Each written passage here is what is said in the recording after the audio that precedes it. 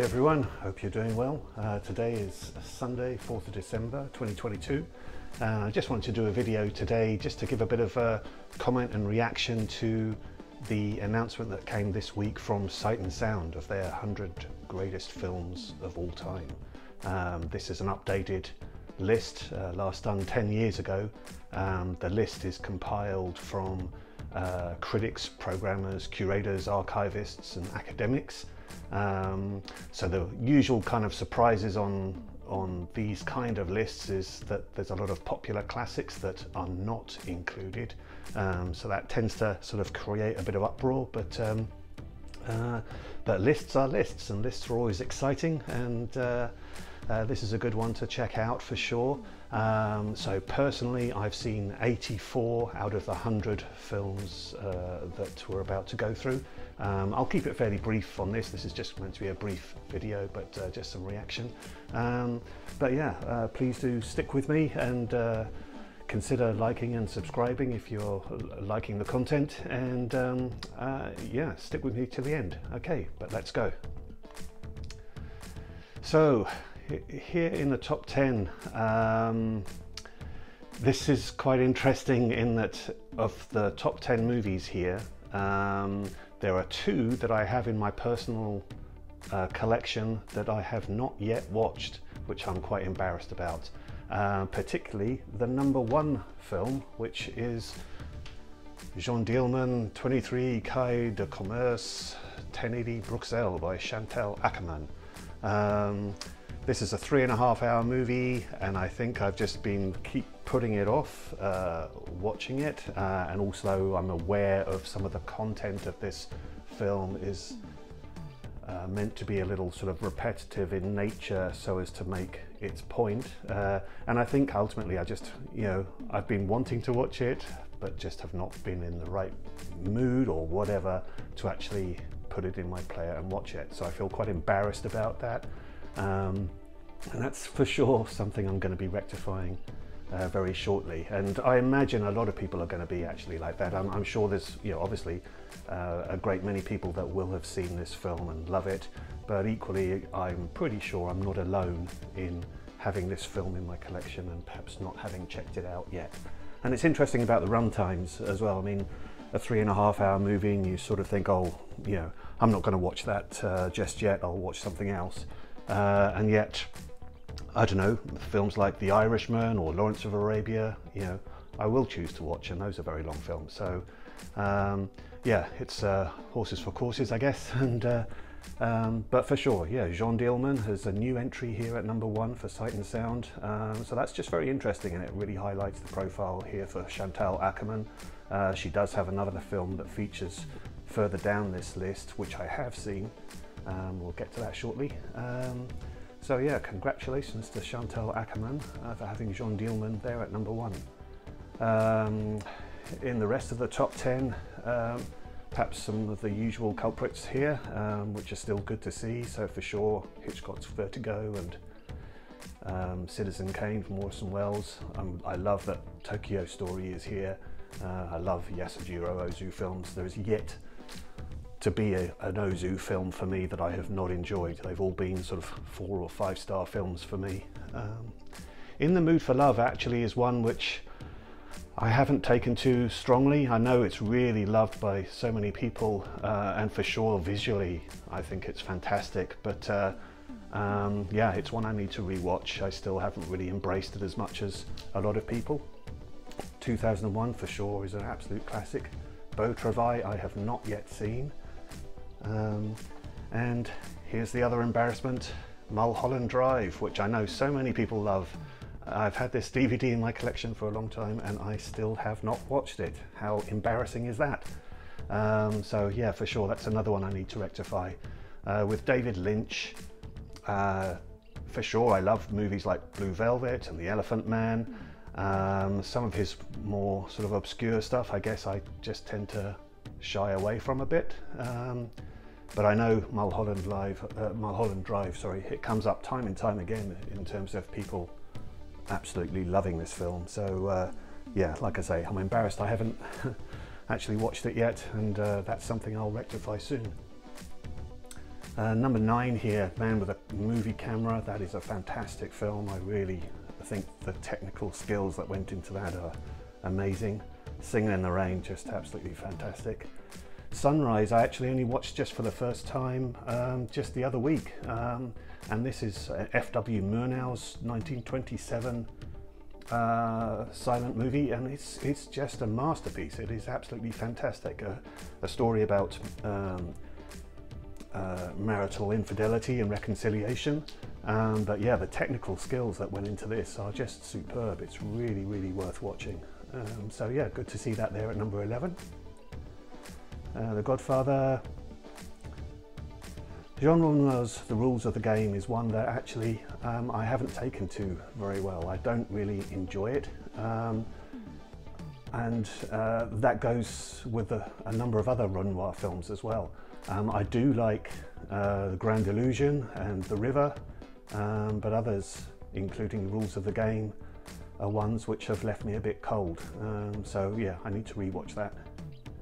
Good to see Agnes Varda there at number 14 with Cleo from 5 to 7. I'm very happy that The Searchers is so high up here on the list, because I've been hearing lots of comments in recent years about people sort of saying negative things about The Searchers. And really it doesn't have so much to do with the film itself, it's more to do with John Wayne's politics and miscasting choices perhaps, and cultural sensitivities, and I get all of those arguments, but I mean, The Searchers is still, at the end of the day, a fantastic film, so I'm really glad to see it here at number 15. Messes of the Afternoon is a short film, an experimental film. I'm not so keen on this. I'm not very great with experimental type films. But for sure, I recognise its importance. It's 1943, so yeah, it was very influential, no doubt, for a lot of experimental type filmmakers. Close Up is a superb film. Persona, I need to rewatch that. It's actually been quite a while since I last saw Persona. Apocalypse Now for sure is a favourite. Seven Samurai, absolute classic. Passion of Joan of Arc, yeah, that's an amazing silent movie. Again, great that there's more Ozu here at 22 with Late Spring, and I love to see Jacques Tati featured here with Playtime. Spike Lee, Do the Right Thing. Au Hazard Balthazar, which along with perhaps Mouchette tie for being the most depressing films that you'll find in the Criterion collection, but a very good film. Great that Charles Laughton's Night of the Hunter is here. Shoah, a hugely important film for sure. Daisies I have not yet seen, so I need to rectify that. Taxi Driver, great. Portrait of a Lady on Fire is is the highest entry of films from the most recent times, and perhaps you'd expect to see Parasite much more highly placed. So I'm really pleased actually that Portrait of a Lady on Fire is this high. And I do think it's an absolutely fantastic film and so beautiful to look at. Mirror I have not yet seen, funnily enough, so I need to rectify that. 8.5, Psycho there at number 33. La Talente didn't make a huge impression on me, but for sure I know it's a classic.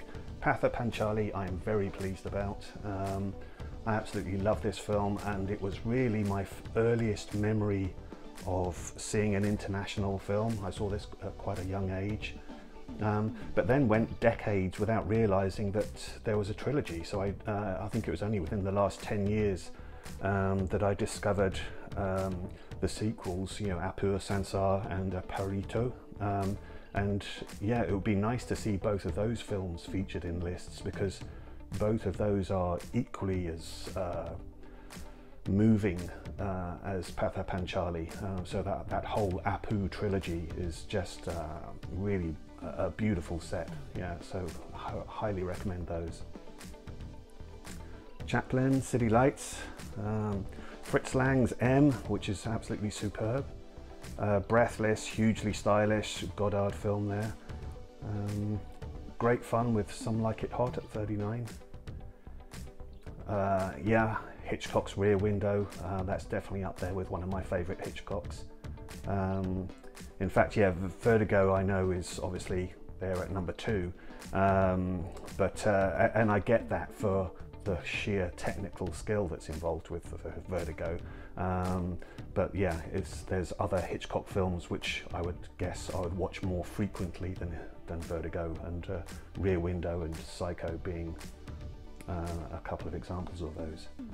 Bicycle Thieves again is one of my early discoveries of international cinema, and hugely moving. I absolutely love it. Rashomon, great to see that here. Stalker.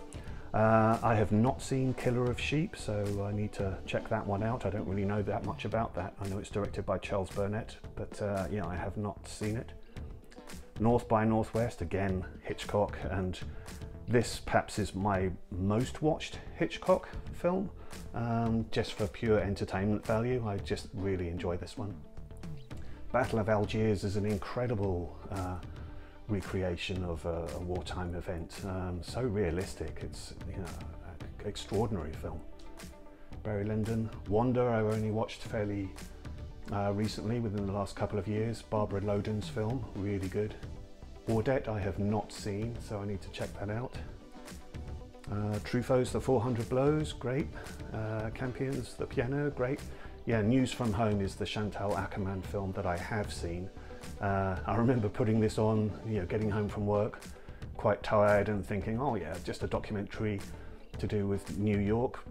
Lovely, yeah, I'll watch that. And actually it's quite a bleak film about an immigrant's attempted integration into New York whilst corresponding still with her mother, who kind of, you know, wants her to be happy or wants her to come home. So yeah, it's a very bleak film, and very interesting in that it shows the sort of difficulties of trying to integrate into city life when you're an immigrant.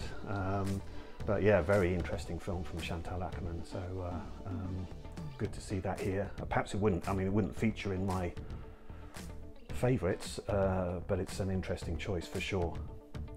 Fassbinder's Ali, Fear Eats the Soul, that's a good movie. Billy Wilder's The Apartment, fantastic. Battleship Potemkin, for sure, you know, an understandable classic there, with those Odessa Steps sequence reutilised by Brian De Palma so memorably in The Untouchables. Bit of Keaton there in Sherlock Jr., good. Yeah, Contempt or Le Mépris from Godard. That may be one of my favourite Godard movies. It's a toss-up between that and Pierrot Le Fou. Blade Runner. Sans Soleil is a film I've struggled with a bit. Again, it's more of the experimental type. This is Chris Marker. So yeah, those kinds of movies just leave me a bit cold. Daughters of the Dust I still have not seen, so I need to rectify that. La Dolce Vita. Moonlight. Yeah, maybe that's a surprise that it's this high for such a recent film, but for sure, you know, it's a great movie, and yeah, interesting to see that positioned here by Sight and Sound. Casablanca, absolutely fantastic. Goodfellas, fantastic. The Third Man, great to see that. I would love to see a bit more love for Carol Reed's The Fallen Idol, which doesn't really get talked about too much, but yeah, this is certainly a great movie. Tuki Buki, I actually thought I'd seen this, but checking my lists I haven't, so I will be rectifying that very soon. The Gleaners and I, more Agnes Varda, good to see that here. I do wish her film Vagabond was in the list though, but it's not. Metropolis, superb. Tarkovsky's Andrew Rublev. Yeah, that was quite a challenging film, but again, yes, the technical skill involved in that is superb. The Red Shoes, I absolutely adore that film from Powell and Pressburger, so glad to see that. Here we go again, La Jetée. Yeah, again, I don't hugely enjoy this film. Great influence on Terry Gilliam, but yeah, it's I recognise its importance, but again, it doesn't do much for me. Glad to see My Neighbour Totoro here, and interesting that this features more highly than Spirited Away, which is here at number 77, because usually Spirited Away seems to come out as being the sort of more critical favourite.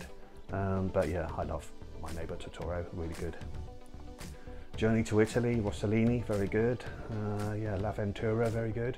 Imitation of Life, this is, I love Douglas Sirk movies, but I don't think I've actually seen, oh no, sorry, no, I have seen Imitation of Life, but yeah, I rated this one lower than a number of other Sirk films. So for me, All That Heaven Allows, or Written on the Wind, or Magnificent Obsession, those for me would be rated more highly than Imitation of Life. So I find it quite interesting that Imitation of Life is featured here.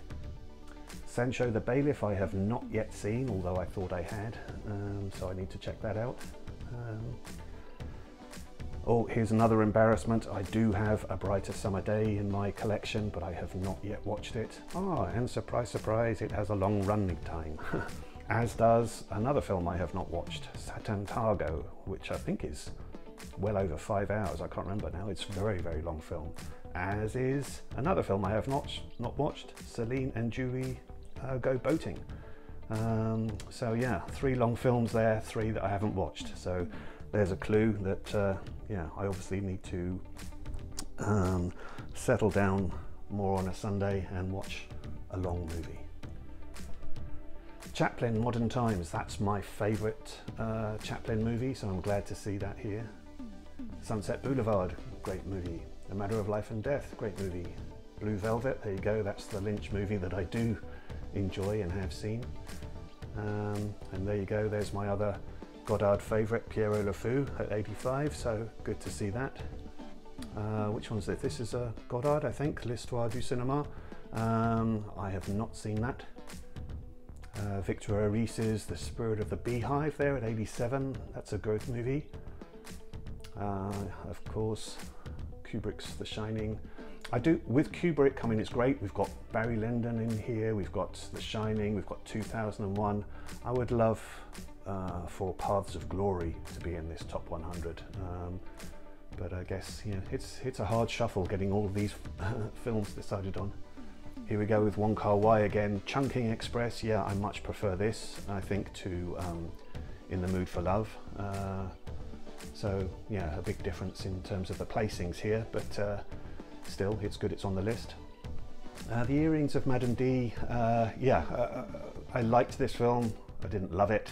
It wouldn't be in my, it's not in my top 500 even, but yeah, The Leopard, I've counted this as a film that I haven't seen, although I actually have years and years ago, but as I really can't remember too much and I need to, it's been so long, I'm including this as a film I haven't seen. So when I say I saw 84 films, I've excluded this one. Yugetsu, yeah, that's very good. Parasite, like I say, this is the bit of a shocker, I suppose. You'd think that this would be more highly placed, considering, you know, Sight and Sound are including a few recent movies. So Parasite is the one that time and time again comes up as being one which is beloved by critics and movie fans generally. So yeah, I would have thought that would have been highly placed. Edward Yang's Yi Yi, so yeah, Edward Yang's got 2 films here, the other one being A Brighter Summer Day. Really pleased that A Man Escaped is on here. I love this movie from Robert Bresson, prison escape drama. I've watched it several times. I think it's absolutely superb, as is, yeah, Buster Keaton's The General, which really, it's interesting that Sherlock Jr. is placed a lot higher than The General. I would say The General is easily Buster Keaton's greatest achievement. Absolutely love that film. And superb that Once Upon a Time in the West is here. What a great Western that is. And isn't that interesting that, say for instance, The Good, the Bad and the Ugly is not in this list, but we do have Once Upon a Time in the West. So yeah, I love Westerns, so I'm very happy to see that here. Get Out, that's an interesting inclusion here considering its recency. But yeah, a great movie. I think time will tell whether that goes up or down in the list. And then at 99, yeah, Black Girl, yeah, that's a good movie. And then, yeah, this is interesting, number 100 here, the last film. This is, oh, I'll probably say his name wrong, Apichatpong Weerasethal. I know I've just butchered that, I apologise. But yeah, his film here from 2004, Tropical Melody, which I have not seen. But I would have expected, considering how often I hear mention of it, his film Uncle Boon Me, Who Can Recall His Past Lives. Time and again I'm hearing people reference that as being a favourite of this director, so quite surprised that that is not in the list, but this one, which I haven't really heard about, is. So there you go. I've probably been waffling now for about 20 minutes, so I'll call it off now. But yeah, very interesting list. Like I say, this is all very subjective, so I'm sure some of you will be, you know, as well, all of us, you get annoyed about the things which are not featured here, but it's exciting to see what is featured.